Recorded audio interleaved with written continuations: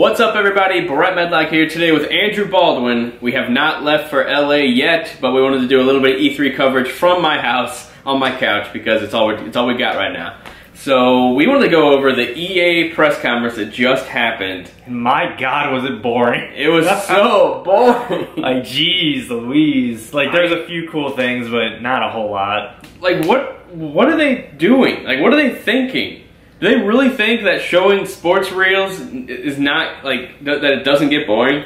There is an audience for it, and obviously that audience isn't us. No. You know, if you're out there and you like it, yeah, but even like sports games, they're so similar every year. Like especially like even not graphically, they're not even that much better each year. Like how they used to be back in the day. So it's like we're just kind of looking at the same games over and over every year at their conferences. Mm-hmm. So let's talk about some of the things they did bring up.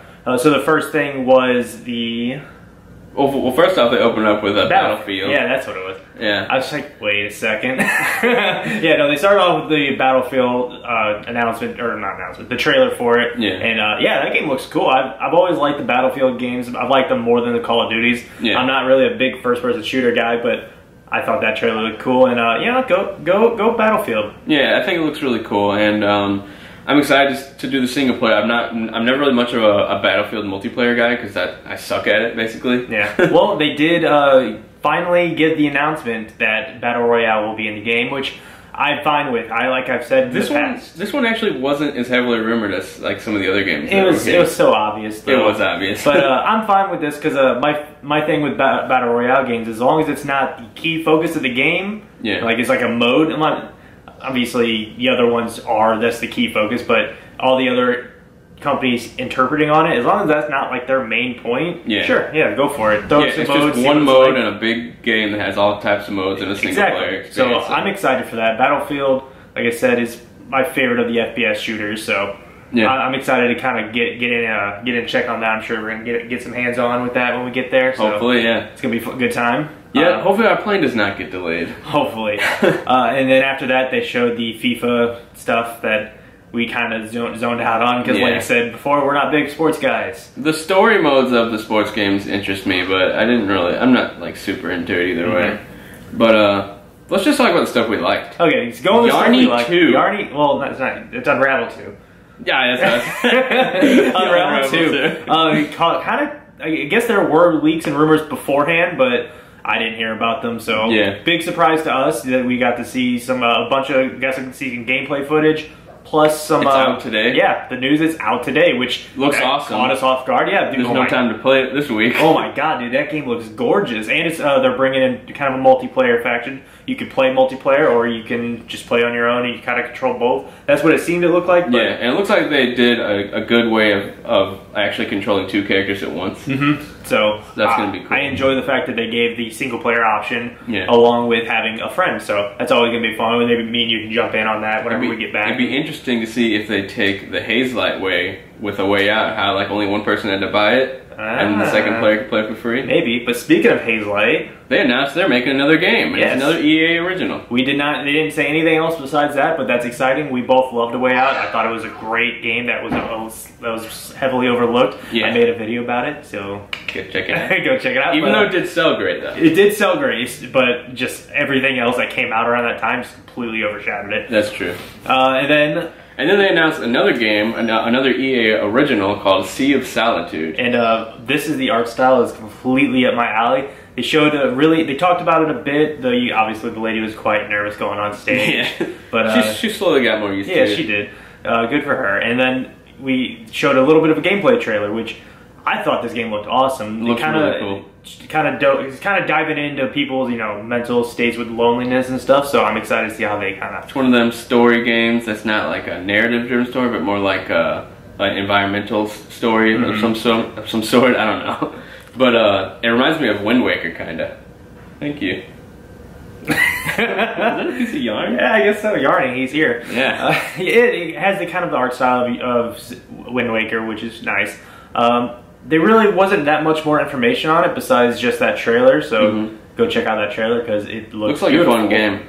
Like that part where she's like running through the parted sea. Yeah, I was like, man, I already want to play this. Yes. These EA. Okay, so this is gonna be the basis of this video. EA originals are killing it. They're outshining the EA like big games, in my opinion. Because pretty much after the originals, I kind of just zoned out because until Anthem. Yeah, until Anthem. And then the Anthem stuff was really short. Do you remember what happened in between? I'm sure there was something. There was the Total War Sports. Oh, that horrible looking.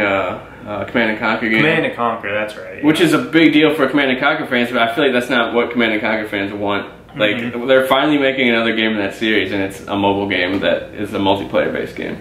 I mean, the way they did it was a little weird to me, but it's fine. I do want to say, for fans of Command and Conquer, I feel like you're gonna like it. This conference could have been way better if it was 30 minutes shorter and just more compact without all the stupid stuff in the middle. Like them bringing on the champion of the Madden. Oh yeah, like that kid like nobody liked immediatly because like, nobody. I kind of felt bad because nobody cheered. Nobody there was like one person in the audience going, woo!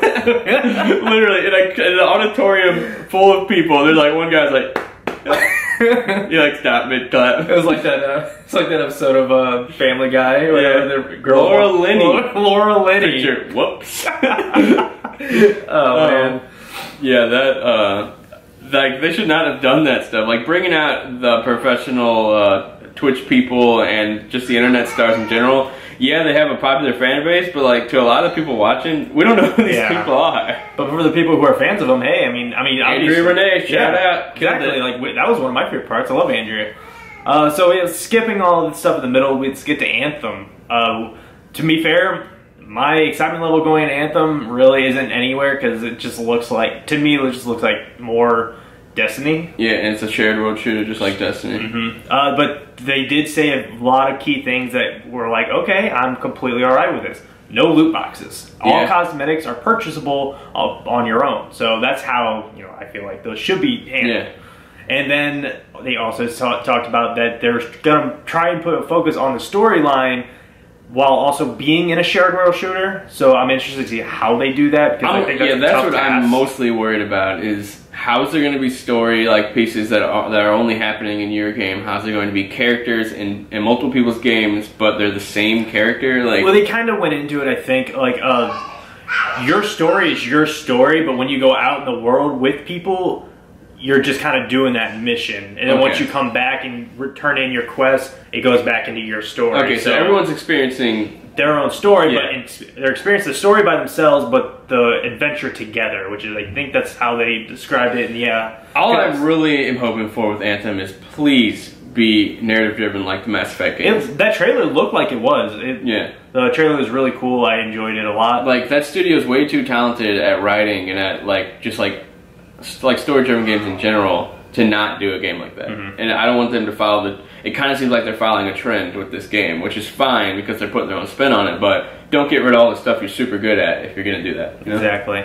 But, is there anything else you want to go over? No, for honestly, just the conference was super slow. They had horrible filler that no one cared about, at least not me, and probably not thousands of people. Yeah. And the little that they showed of the games we think look cool, they should have focused on that stuff more, not all the stupid stuff. Exactly. Show me more Yarny. Show me more Yarny and show me more Sea. They did show quite a bit of Yarny because they showed the gameplay. But Sea of Solitude, they showed a little bit more of that. I wouldn't have been mad. Yeah.